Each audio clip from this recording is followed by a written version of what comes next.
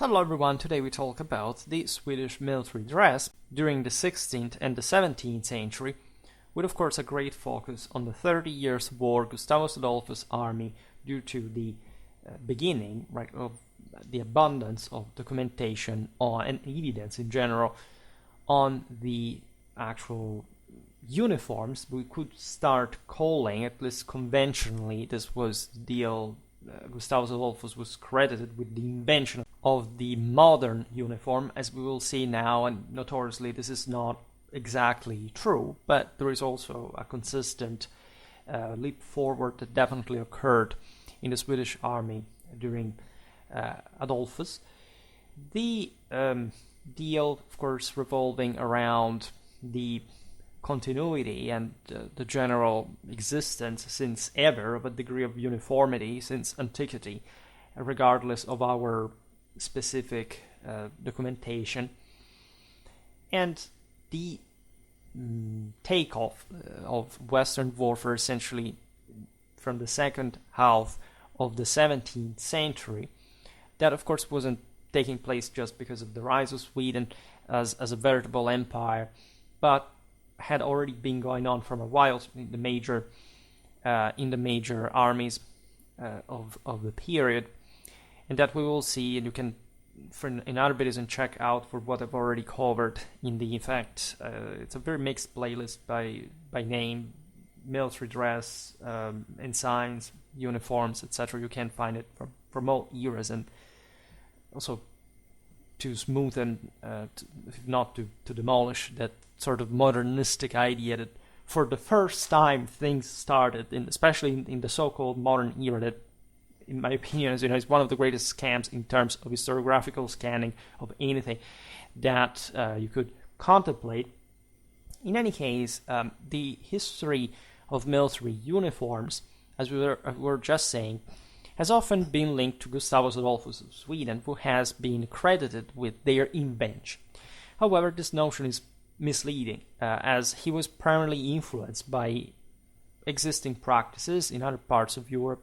Gustavus, however, did implement uniforms that were consistent in color and design, mainly as a cost-cutting measure. That said, he also sought to cultivate a sense of unit identity through these uniforms, a concept that had already been adopted by other nations, including the Danes, so not even the greatest ones, and there was always a degree of uniformity, especially in the elite units, especially in the guard. Once we will see that had been the case for Sweden already. The idea of uniforming an army to some national degree of, at least for what was being established as an ever larger core of properly statal forces, starts consistently occurring now. There is some debated evidence suggesting that Gustavus aimed to standardize blue uniforms in particular for the Swedish regiments. I made a video about the colored regiments, and so largely also about mercenary forces that were still during the 30 Years' War essentially the bulk of every army. This Swede blue color would only gain prominence, however, as the official coat color of the country in the later 17th century. This is true really, and I made multiple videos on Gustavus Adolphus, including his infantry already, so if you're interested in that, we'll also cover cavalry, artillery in the future, etc. We already covered him both as an innovator in tactics, there really was. I also recently made, as you know, a video about the various commanders of the 30 Years' War. He definitely stands out as the greatest. And in fact, the organization probably of Swedish infantry, more than the mercenaries that of course were also regimented the Swedish way, including, as we will see today, for their actual say military dress, if not uniform.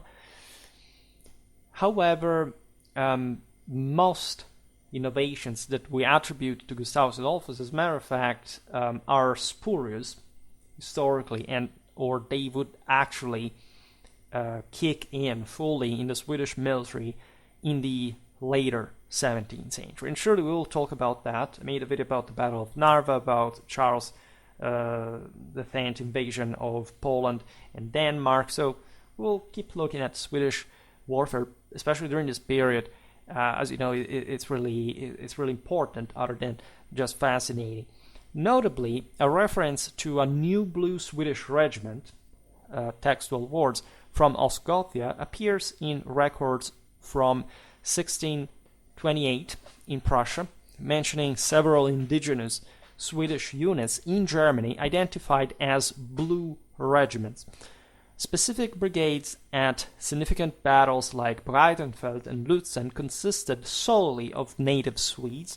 From that time, point to them primarily wearing blue clothing. Primarily, though, not exclusively. Additionally, blue fabric was more frequently ordered than other colors in the production process. We will see this, for example, in 1631, a contract was established for purchasing 20,000 ells of overseas cloth with a preference for blue dye. If that was unavailable, red or brown would be used instead. So, you know what these minutiae mean. This depends on the market, it depends on the general availability of the royal treasure. In any case, the practice of providing with essentially this unworked, uncut, actually, dyed textile cloth that would have eventually been distributed to the soldiers, that would have actually created their own, also in this sense, structurally speaking, not very standardized uniform, but at least of the same color, something you find since antiquity. It was done basically by everyone, except normally at a smaller scale, organically speaking. Also because for most of, in fact, military history up to this point, no power really had the economic need or capacity or possibility to invest simply on a uniform color for the troops' clothes, right? It didn't sort of make any sense. If you look, I don't know, at the sheer cost of the Roman army just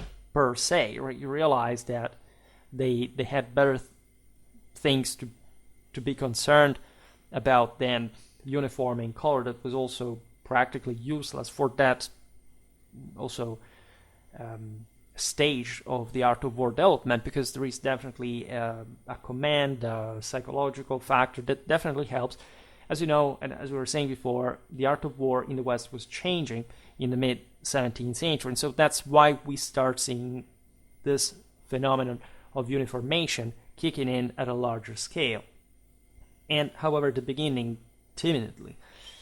And so definitely we have the suggestion of an evolving trend toward the adoption of blue as a distinguishing color, in this case for Swedish military attire, setting a precedent that would last well beyond Gustavus' reign, obviously enough.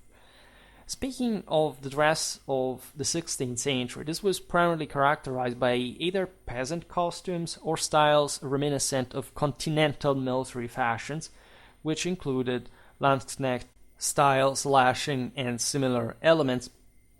Helmets, for example, included morions reminiscent of those popular in Protestant Germany around 1600, revealing Sweden's connections with German military traditions prior to the rise of Dutch influence. By the way, we talked about this as far as military theory is concerned. You can find some of this in the Modern Warfare playlist. Within this context, gorgets, for example, might have been utilized as rank insignia as well, but we're not talking about armor specifically. Now, in the 16th century, some clothing was issued, which likely led to a preference for uniform colors. For example, during Eric XIV's coronation procession, 900-man fanica, which means fan lines, is essentially the ensign, was uniformly clad in blue, white, red, and yellow, possibly serving as a guard unit. We're not that better informed. In the early years of Gustavus Adolphus' reign, the majority of Swedish infantry were dressed in the aforementioned peasant attire, which consisted of long jerkins or smocks, while the foot guard company was uniformly dressed lightly in blue. Thus, the history of military uniforms in Sweden up until the early 17th century, and not that differently from other countries telling you the truth, reveals a stark contrast between the clothing of soldiers and that of the establishment. Until around the 20s of the 17th century, many Swedish soldiers, especially first-time conscripts, were required to make do with locally produced coarse woolen fabric known as vatmal, which was typically undyed and had a grayish-white hue. This peasant gray, as it was called, was essentially a status symbol of the peasantry of the lower estates, as the more esteemed colored fabrics or broadcloth were imported instead from places like Holland, England, and Germany. Due to their expense, these materials were primarily reserved for the aforementioned royal guards and special state occasion uniforms that we will see later. Contrary to the well-defined uniforms of some military units, many Swedish native troops, such as those from the Northland Lands Regiment, appeared less uniformed, resembling the attire of peasant recruits themselves, as depicted in a 1626 portrait by Duval. By 1625, the Household Regiment, presumably a cavalry unit, received blue coats adorned with broad yellow lace, while the Life Guard of Foot Company donned a uniform featuring black and yellow colors, complete with fringes of the same hue on their partisans. There is the issue of how troops of the line began to receive official clothing issues, which established a certain uniformity, at least in style of dress. In Gustavus Adolphus' times, the standard dress for the average infantryman consisted of a woolen cloth suit comprising breeches and a jacket, collectively referred to as soldiers' clothing. This clothing was frequently provided in the form of cloth, which regiments were responsible for making up at their own expense, reflecting the practicality of materials and the economy of military provisioning. Clothing was considered essential, and it was typically distributed on an annual basis before the winter season, including not just jackets and breeches, but also shoes, socks, and shirts. A notable characteristic of the uniforms in Gustavus Adolphus' army was that jackets and breeches were frequently made from the same issue of cloth, which typically consisted of 4 to 5 Swedish ells for an ordinary soldier during the years from 1628 to 32. The distribution of cloth favored breeches over jackets. For instance, in 1632, Sperling's Södermanland regiment received red and blue cloth, specifically allocating 2 3/4 ells for breeches and only 2.5 for jackets, resulting in jackets that tended to be smaller and tighter. As expected, there were comprehensive provisions for winter attire, especially in Northern Europe, but the central one is not that mild, to tell you the truth, including leather boots and fur cloaks. The Swedish emphasis on appropriate winter clothing is of course notable, as arrangements were made for contributions of furs, woolen socks, and shoes from local peasants to be used during campaigns, particularly the Latvian campaign of 1621-22. The procurement of warm Ruthenian boots while stationed in Riga further illustrates this concern for soldier welfare in harsh climates. Additionally, a directive issued in December 1625 suggested that Scottish troops, we will see better later, would only be assigned to garrison duties in Riga if they had adequate winter clothing, underscoring the strategic importance of adequate attire for operational readiness. As was common during this period, the issue of actual uniformity, we have already profiled this, was contentious. Buff coats, which were sleeveless garments often associated with military dress were not predominantly issued within Swedish armies, for example. Instead, they were more commonly seen among affluent Dutch and German citizen militias, such as the one of Danzig, while in Sweden they were likely worn by select officers as personal purchases or obtained as spoils of war. While the primary objective of providing uniforms was for the soldiers' dignity and warmth, Gustavus Adolphus recognized the tactical advantages as well presented by a standardized military appearance.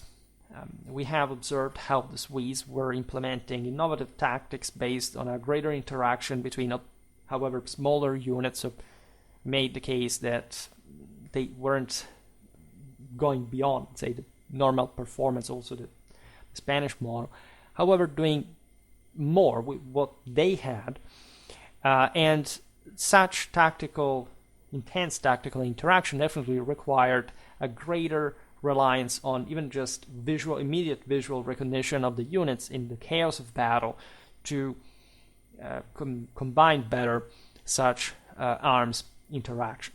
Uniform clothing not only fostered a sense of unity and discipline, but also served to distinguish military personnel from civilians, which was also something relatively new in not just in military history, but in fact in society, in politics, thus reinforcing the military identity and its professionalism. By the time of Gustavus Adolphus' reign, garments in Sweden had already evolved significantly from civilian dress and were characterized by distinct styles. The turning point for uniform design in Sweden came, in fact, during King Gustavus Adolphus' reign, but in particular starting from his visit to Germany in 1620, where he observed the vibrant uniforms of soldiers in that region, most notably the prevalent yellow coats and red ones. Concerned about his army's drab appearance, Gustavus implemented a quick, cost-effective enhancement to the soldiers' outfits by adding colored trimmings to their existing dull garments.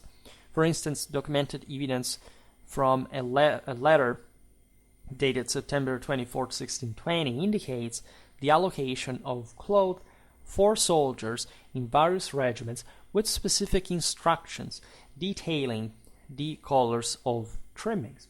Gustavus' own directives reflected a keen understanding of military presentation. In a letter from May 1621, he advised the new conscripts against arriving in their traditional farm clothing, as this could provoke negative perceptions among foreign observers in Stockholm. He stressed the importance of suitable dress for soldiers, emphasizing that while the material of the clothing was secondary to its cut, of course, the appearance was also vital for maintaining the army's image, reputation, and so adding a strategic quantity stemming from the moral, the psychological dimension. By 1622, Gustavus had mandated that each company or regiment should adopt a uniform style, indicating an early institutional move towards standardized military attire in Sweden. However, the real challenge lay in upgrading the textile production in Sweden to meet the needs of the military on a larger scale. By the early 20s of the 17th century, we've seen some progress was made as the infantry began receiving regular supplies of a coarse colored cloth known as puke, while officers were outfitted with finer English cloth. Despite these improvements, by 1626, when Gustavus initiated military campaigns in Polish Prussia, the appearance of many soldiers was still disheartening. Descriptions from those who observed the troops at the time highlight that they often resemble laborers more than fully equipped soldiers, wearing inadequate clothing, yet demonstrating commendable discipline in fighting prowess. Additionally, during that year, Gustavus faced logistical challenges, but had a stroke of luck with the peaceful takeover of Elbing, a key supply point for large shipments of quality English cloth destined for Poland. This acquisition proved beneficial for his Polish campaigns.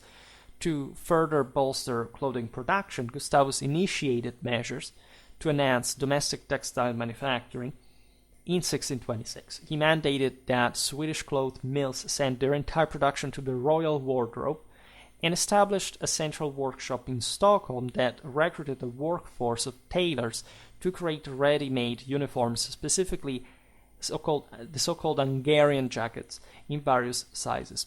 Ultimately, while these initiatives were ambitious, the extent to which they were successfully executed remains uncertain.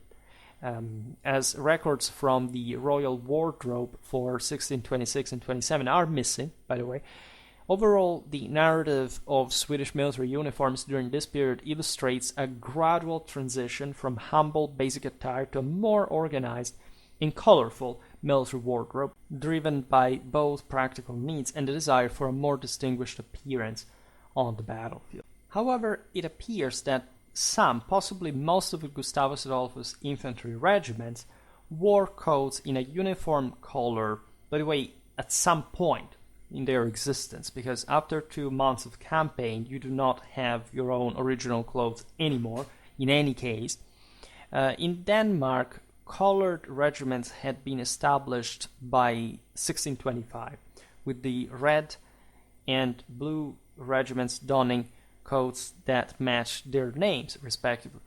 This coincides with the emergence of similarly colored regiments in Sweden around the same time.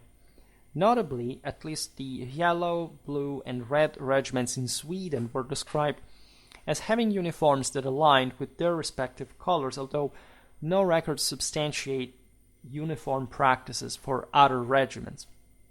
A significant report from October 1627, authored by James Spence and directed to Charles I of England, highlights that King Gustavus Adolphus of Sweden was providing his soldiers with uniforms made from coarse cloth dyed in distinctive colors such as red, yellow, green, and blue.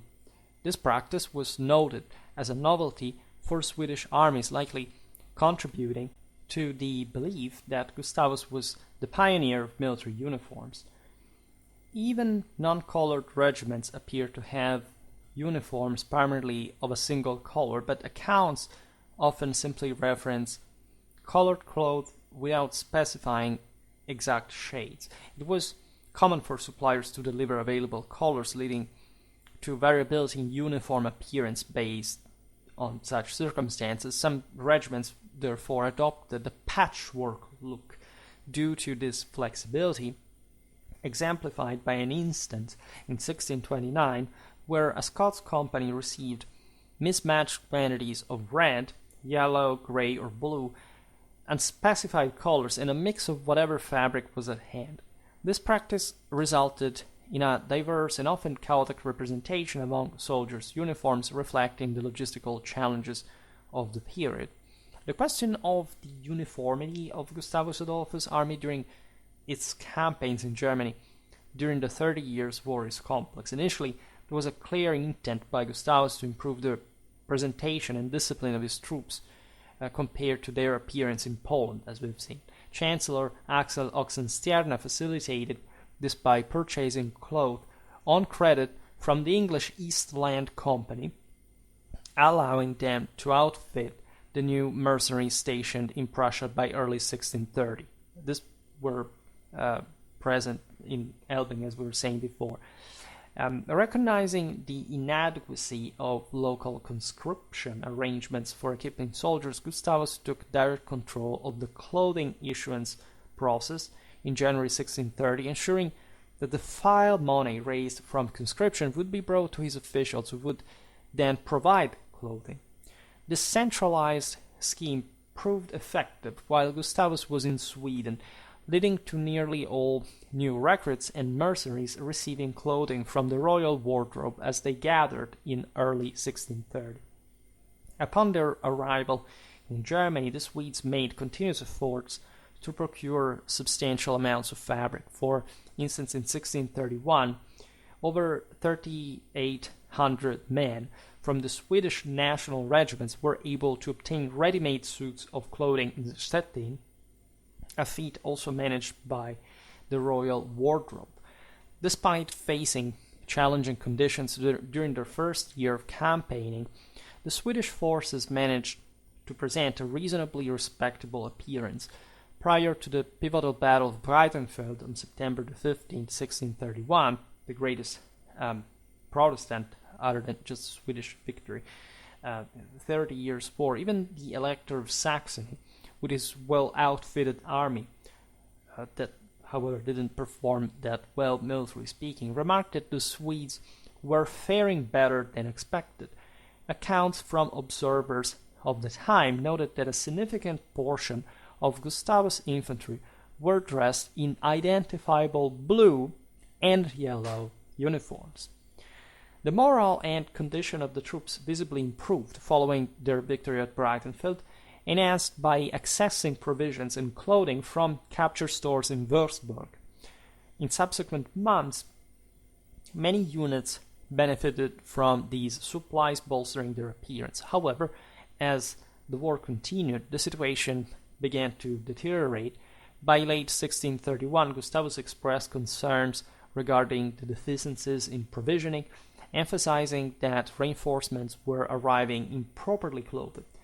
As the army expanded rapidly following the success at Breitenfeld, even wealthy regions like Frankfurt could not provide adequate clothing for incoming mercenaries or the necessary winter gear for veterans. After Gustavus' death, the chaos that ensued in southern Germany further exacerbated the clothing issue. Soldiers were neither receiving pay nor proper uniforms, leading to a significant decline in standards. Consequently, the armies became notorious for their ragged appearances, particularly gracing the depictions of the 30 Years' War from the late 1630s, which illustrated the deterioration of Swedish, often comprised of local German Protestants under Swedish command military attire. During this period, the term Šved in Czech colloquially came to symbolize a poorly dressed individual, highlighting the army's decline in uniformity and discipline over time. We know that during this period, red was certainly mandated for companies of the Småland, Östgöta, and Uppland regiments, which featured yellow, blue, or black trim. Thorn's regiment seems to have been identified by blue coats, and there are additional references to Swedish infantry units wearing blue, yellow, black, and light gray uniform coats. This suggests that while individual squadrons were uniformly clad, entire brigades weren't. The color titles attributed to the brigades appears to derive from the leading regiment within each, and these titles in turn were named after the colors of their standards rather than their coats, though this was not always the case. For example, the red-coated Östgöta regiment was part of the Red Brigade. It is noteworthy that coat colors did not consistently match the colors of the regimental standards. Drummers held a unique role in infantry units, with 3 permitted per company. They were expected to be experienced and intelligent, often acting as messengers who needed to observe and relay battlefield information. The distinctive silver-braided buff coat worn by drummers was influenced by designs from Dutch militia units. Economically, buff coats were rather costly items. A well-made buff coat could cost upwards of £10, with poorer quality options at around £5 to £6. Significant investment at the time, as noted by an English writer in 1640. The King's Lifeguard Company, for instance, issued high-quality elk-hide buff coats that were priced around 12 riksdaler, imperial dollars, for used ones and nearly 20 for new ones, whereas a trooper's basic armor could be acquired for roughly 4 to 5 riksdalers. Interestingly, the buff coats that survive to this day mainly belong to officers, as rank-and-file soldiers rarely commission portraits and therefore have left behind fewer artifacts for museums.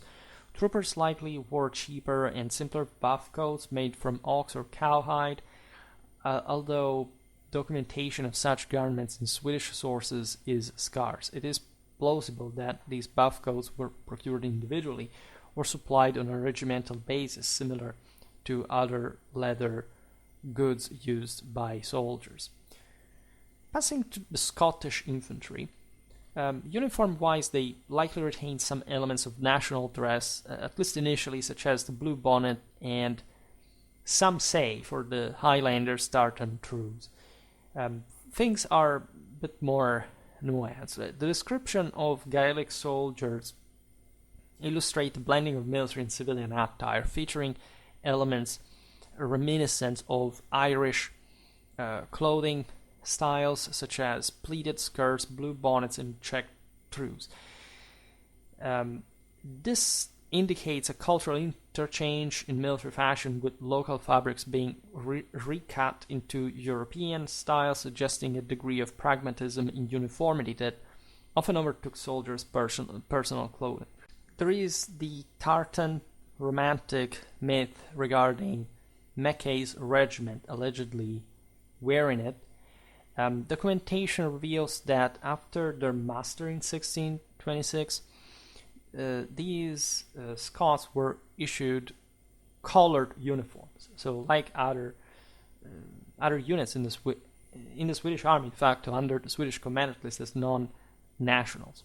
Upon joining the Swedish service, 800 of Mackay's troops received a generous supply of Scottish kersey cloth, double the typical allowance for standard uniforms, potentially allowing for thicker garments or additional cloaks. While specific colours for the kersey cloth are not indicated, its affordability suggests it may have been similar to the undyed Hodden grey, commonly found in Scotland. Supporting this claim, references made in June 1631 mentioned that some officers within Mackay's regiment were issued grey kersey cloth, further aligning with the documented use of grey in Swedish military attire. The Green Brigade certainly included pipers among their ranks. Notably, new recruits were frequently sent into service without proper uniforms. Many Scottish soldiers were described as naked due to insufficient clothing upon their arrival in foreign lands, often resorting to wearing their everyday plaid or provided makeshift garments. The lack of adequate uniforms highlighted the economic realities of the time rather than the clan pride, underscoring the logistical difficulties faced by the forces of the 30 Years' War in adequately outfitting their troops. Despite extensive literature on Scots in Swedish military service, the roles of English, Irish, and Welsh soldiers remain relatively underexplored. The Marquis of Hamilton's expeditionary force is interesting in this regard. Initially numbering 6,000, Hamilton's English army, so-called English army, quickly dwindled due to disease and desertion, ultimately leaving fewer than 400 men to participate in significant battles such as those at Lutzen. There is evidence of uniform provision among Hamilton's troops, as documented in orders for clothing and other necessities, including Monmouth caps, a distinctive type of headgear. The demand for uniforms was reflected in large orders for clothing suitable for soldiers, highlighting the significance and prevalence of specific garment types like caps, jackets, and trousers. The Monmouth cap in particular emerged as a notably popular item. Records indicate that 7 English regiments were supplied between 1624 and 1632, while Irish mercenaries were often regarded with suspicion due to religious differences and typically served Catholic forces indeed. Nonetheless, many Irish soldiers found their way into regiments identified as Scottish, often accompanied by English recruits as well. For instance, James Ramsay's regiment in 1629 included a mix of English and Scottish companies. Passing to cavalry, horse units also occasionally sported uniform coats. Another blue-clad regiment existed alongside the household one. Nonetheless, the helmet, corselet, buff coat, gauntlets, leather breeches, and boots would obscure the clothing. Also in other armies, notoriously creating a generally uniform appearance that, however, was less distinguishable from the one of the foes. Historically, buff coats deserve attention because they were widely recommended by military writers and prominently featured in portraits from the era. By the 40s and the 50s of the 17th century, there is strong evidence of their prevalence indeed. However, a lack of concrete proof indicates that Swedish cavalry in particular may not have widely adopted them during the lifetime of King Gustavus Adolphus. Buff coats began to firmly establish themselves in Europe during the 10s and the 20s of the 17th century, but it seems their arrival in Sweden was delayed for some reason. Dutch artworks from around 1634 depict Swedish troopers not wearing buff coats, which is somewhat surprising given the abundance of suitable materials, such as the aforementioned elk hide in Scandinavia. This delay may be attributed to an ancient Swedish custom that designated all elk hide as royal property, potentially hindering its availability for military use. One notable argument against the exclusive use of the buff coat, a leather garment worn by cavalry, suggests that many Swedish cavalrymen preferred cloth garments. Dutch paintings from the period depict Swedish horsemen in long, unwaisted cloth jackets that resembled those worn by infantry, but were designed with a slightly longer cut, as of 1632, when Gustavus wore what is now considered the classic buff coat with sleeves at the Battle of Lutzen. Sleeveless variants appear to be more customary. Despite the general freedom for cavalry, given their upper status to choose their own attire, historical evidence indicates that some cavalry units in mainland Europe were issued uniform jackets as late as the 20s of the 17th century.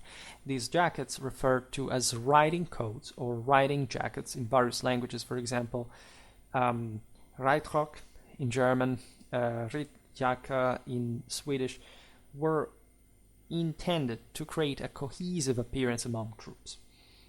A 1612 directive for newly raised troops in Moravia underscored this practice by recommending that while cavalrymen could select their clothing freely, it was essential for entire regiments or companies to wear special coats in the same livery or color.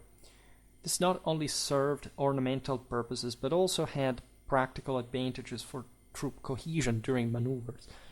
While the riding jacket was eventually supplanted by the buff coat, it appears that in Sweden the riding jacket lingered as a suitable garment for cavalry. In fact, Chancellor Oxenstierna calculated the costs of outfitting approximately 2,300 native cavalrymen in 1622 and 23, specifying different amounts of cloth, 4 ells for troopers and 6 for the corporals for their annual clothing needs.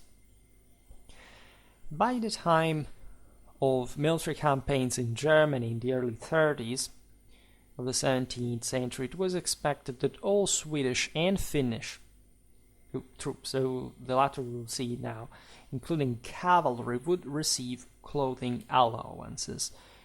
Gustavus Adolphus, in correspondence from June 1632, emphasized the importance of adequately equipping cavalry reinforcements to avoid their being viewed as lesser compared to other nations.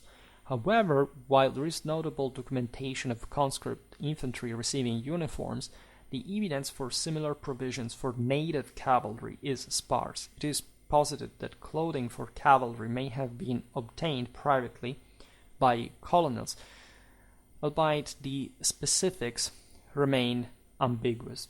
Interestingly, some mercenary cavalry regiments did receive significant quantities of cloth from state resources as alternatives to pay. Notable examples include Uneken's regiment, which procured cloth valued at nearly 3,000 imperial dollars in 1629, and Bodeson's regiment, which received almost 5,000 of similar, of imperial dollars of similar cloth in 1631. High-ranking officials often adorned their cavalry units in elaborate, colorful livery-type uniforms made with about 15th century liveries. We'll talk about them more often, probably at some point. Another common item worn by musketeers and cavalry, if they were not wearing helmets, was the wide-brimmed tall-crown felt hat, which was made in Sweden and typically gray. However, unlike the infantry, there is a dearth of evidence pointing to widespread sightings of uniformed cavalry in the field. If cavalry did receive uniforms, they may have chosen to overlay them with non-uniform attire, or the uniforms themselves could have been in subdued colors, such as gray, rendering them less distinguishable. A few cavalry regiments were known by their color designations, such as the Uppland Regiment, referred to as the Red Regiment of Horse, but these designations likely pertain to the colors of their flags rather than a consistent uniform style. Cloaks and capes were essential for cavalrymen, serving as protective outerwear against the elements, particularly rain. Wellhausen emphasizes the necessity of waterproof cloaks in addition to riding jackets, noting that while buff coats offered some water resistance, they soaked through quickly in heavy rain and took an extended time to dry. In comparison, cloth garments could dry much more rapidly. Historical references indicate that by 1635 even less affluent groups such as the Finnish cavalry possessed cloaks, illustrating their widespread use and importance. The attire of officers reflects a divide between different ranks within the military. Officers, particularly those on horseback, sought to portray themselves as superior to foot soldiers by adopting fashionable gentleman-like styles that included buff coats, ornate doublets, and beaver hats with plumes. Officers were issued more and higher quality clothes compared to regular soldiers, allowing them to have their uniforms tailored in a more fashionable manner. For instance, different ranks received varying amounts of cloth, with captains receiving up to 12 ells of better quality material compared to the lower amounts given to ordinary soldiers. Uniforms often included white plumes and specific sashes that indicated unit affiliations. We will see it now. Captains could carry high-quality imported Dutch partisans as symbols of rank, while lower-ranking officers were usually equipped with domestically produced items of lesser quality. The disparities in clothing quality are noted especially in the context of the Battle of Breitenfeld, where Swedish troops appeared inferior in their attire compared to their imperial counterparts, who donned elaborate decorations. The Imperials had a greater Spanish influence still, that had already been the one of the Landsknechten from the previous century. Accounts from the Battle of Breitenfeld suggest that Swedish officers lacked the embellishments, such as plumes, that characterized their Saxon allies, impacting perceptions of their status. So it's not just about Protestant Spartan ethos for simplicity and the dehumanization, probably the alienation of the soldier. We've seen this in a couple of videos about the importance of Protestantism, among, of course, other influences on the development of modern discipline, starting from, in fact, the same uniform during the centuries. Despite the Swedish cavalry's subsequent successes and increased resources following their victory at Breitenfeld, it was noted that many officers continued to dress poorly, leading observers to confuse them for lower status figures like stable boys. That far was the poverty. The concept of dragoons, a type of military unit characterized as mounted infantry, emerged in late 16th century France. it had a long history. It also became prominent in Sweden during the early 17th century, in part because of the campaigns of Gustavus Adolphus against the Poles, the Lithuanians, that made considerable use of such mounted infantry. And in a more Western sense, the Dragoon would develop for operational and strategical reasons, particularly during the 30 Years' War.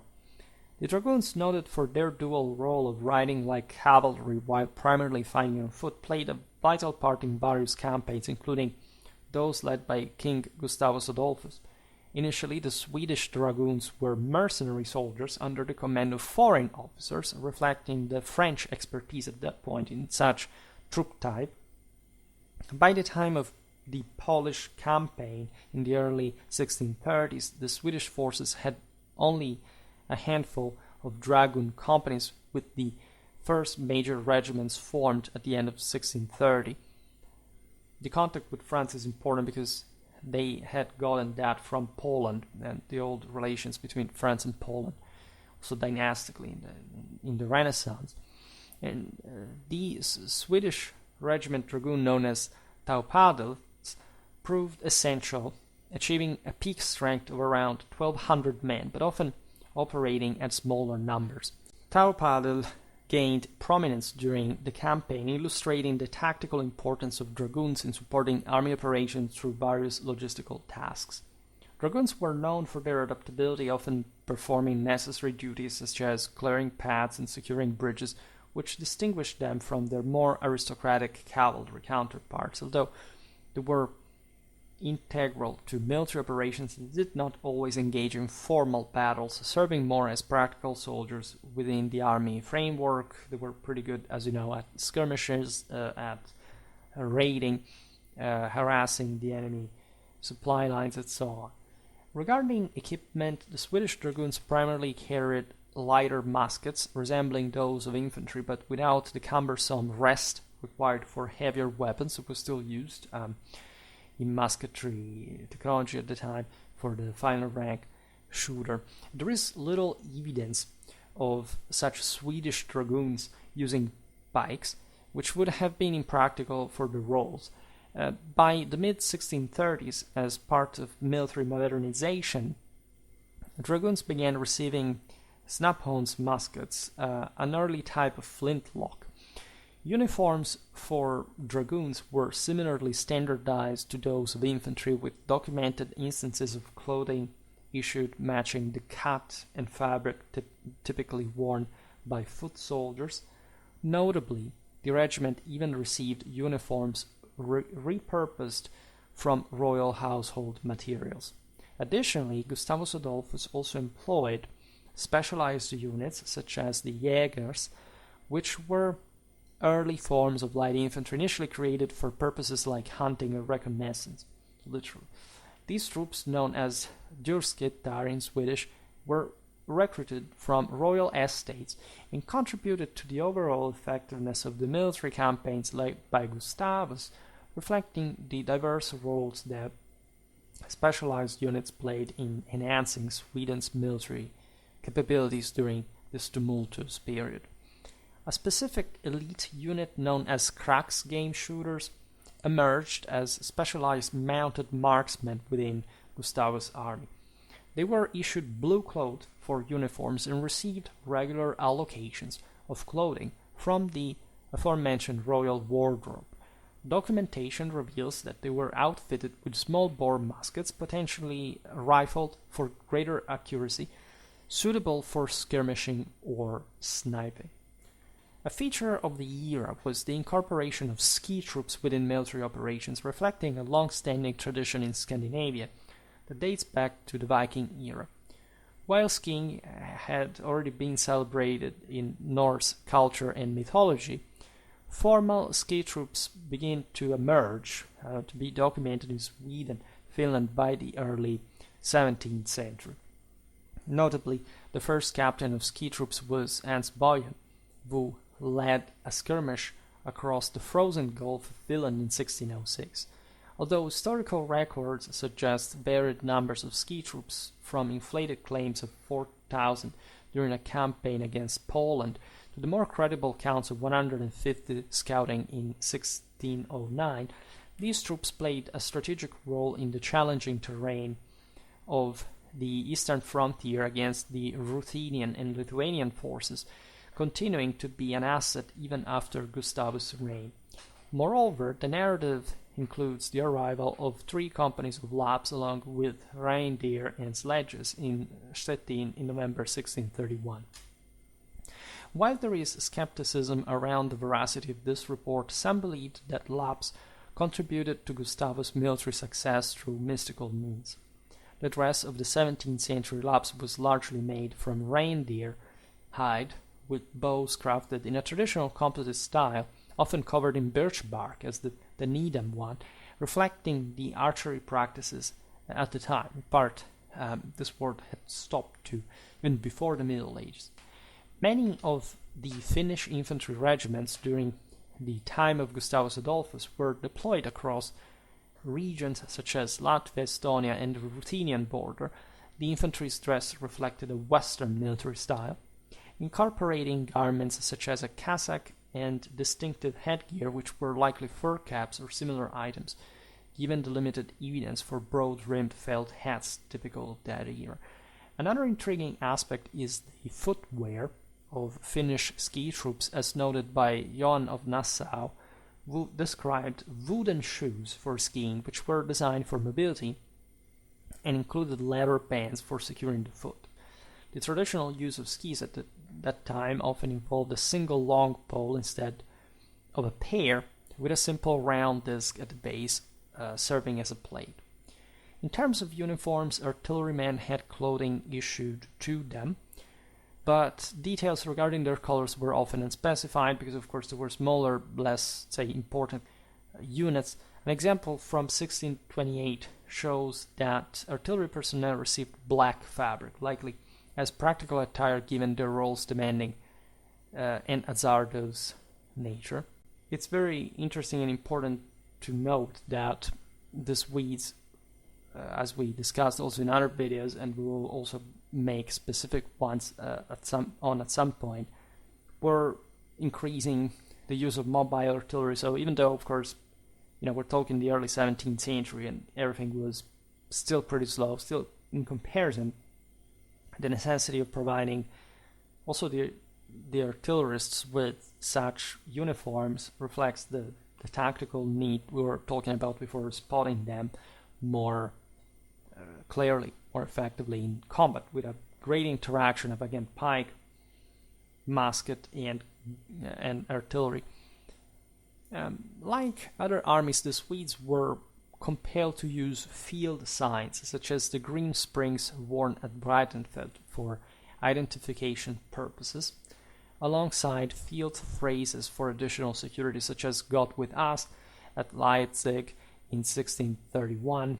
This strategy was particularly necessary as during Gustavus Adolphus' time the army seemed to lack a standardized color for the sashes worn by officers, cavalrymen, and pikemen, with various shades including sky blue, yellow, and green being used.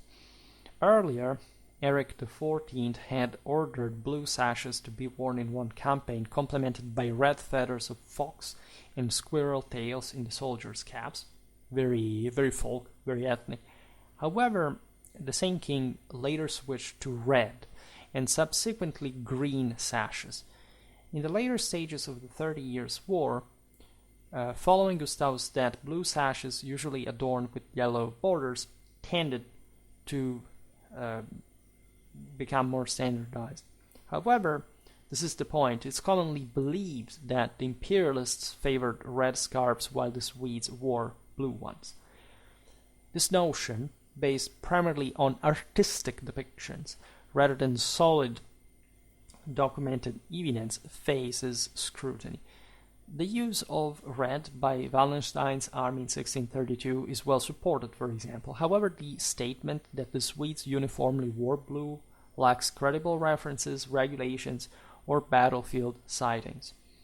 Most of the evidence for Swedish blue scarves stems from posthumous artistic portrayals and battle paintings, primarily created by Dutch and Flemish artists who often worked far from the actual battle zones. Gustavus Adolphus' own portraits are problematic, as many were derived from existing prints with colors chosen by the artists rather than based on authenticity. Analysis of historical portraits from Swedish military officers shows a variety of scarf colors with no consistent blue present during Gustavus' lifetime. Notably, portraits from the early 1630s omit scarves entirely, potentially indicating that not wearing one had become a form of identification in itself. Written records confirming the use of blue insignia appear only toward the end of the 30 Years' War, with hints of blue being used as distinguishing mark appearing 1645 rather than during Gustavus' command. The notion that Swedish blue featured gold fringes to mirror the national flag is also questionable, as high-quality scarves across various colors typically had gold trim, revealing a common practice rather than a national standard. Besides, we know how really heterogeneous the taste is, and probably the heraldic need of distinction of various officers, especially in the cavalry, but also among the infantry, really were.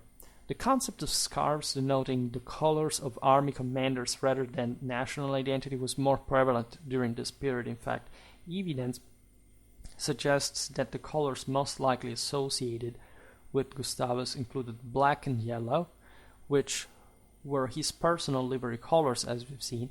Historical records indicate the scarves made for Gustavus in the early 1620s were silver, white, brown, and black, but there is limited confirmation of scarves actually being black or yellow in practical military use.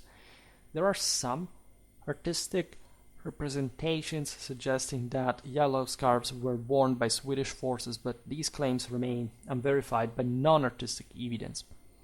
Curiously, an 18th century historian claimed the Swedish color was green, and while this assertion has been dismissed by modern historians, there is some supporting evidence for green being used under Gustavus. Paintings from the period show green scarves. In fact, in French accounts mention green pieces used as field signs, demonstrating the potential for varied colors within the Swedish ranks. And this is just to simplify a little bit about the entire issues. It's important to look at military dress historically, because from that, as you understand here, you can get an enormous deal of information from the actual logistical challenges, the same tactical needs and practical aspects of military life that otherwise wouldn't be properly looked at. And the question about uniformity, of course, is also a relevant one, considering what was happening in other armies as well. That's something that we have to gradually look at. We didn't make actually too many videos, at least here I didn't distinguish much in the playlist between, let's say, the modern period or not. But there is definitely a bunch we've done, also from the slightly different eras. We talked about the Swiss between the mid-15th, mid-16th century, about modern stuff. We talked about Tudor army dress, a bit scarcely in part. We talked about Swedish army flags, which is not clothing but still pertains to uniform issues. We talked a bit about the Burgundian army in later times, the English Civil War dress that, as we've seen also from the English involvement in the 30 Years' War, during the same years in which the war was raging in part, is strictly connected. The same goes for flags. We talked about that. We looked at the Spanish tercio, clothing and uniforms. That was one of my early videos for 16th, 17th century history. We talked about the Langsknechten. A lot made a video about their dress. So, yeah, overall, we actually thought we had done less. but of course there is always room for improvement and more evidence to bring. We can say these are not topics that we're going to repeat particularly, but of course if you're interested there is always room for something more specifically chosen. However, for today I stop it here. Just hope that you enjoyed this video. If you did, please share it. Otherwise, leave a like or subscribe to my channel if you're interested in my upcoming content. As always, I thank you heartily for listening to me. I wish you a nice time and see you next time.